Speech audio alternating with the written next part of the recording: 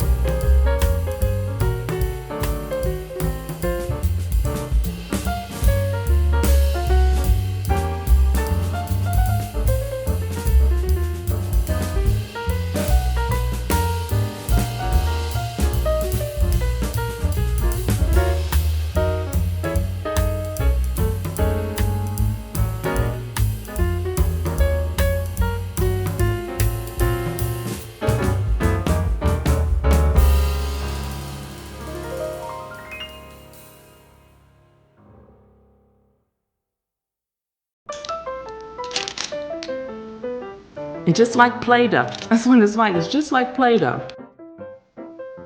You let me know, is Play-Doh still around?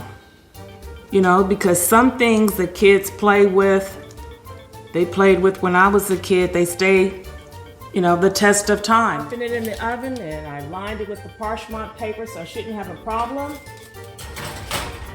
350 for about 14 minutes. Well, I got them out the oven. They didn't take long to cook at all. Maybe 10 minutes or so, 12, depends on your oven. But they look good. They had some large ones, had some small ones. It doesn't matter, they all look good to me. Fill the jar up. My homemade peanut butter cookies. Later on, we'll conspire as we dream by the fire. Perfect. This is really good. At Das Cafe, we serve good living, and please share me with your family and friends. I'm Das, I'm out, but I look forward to seeing you next show.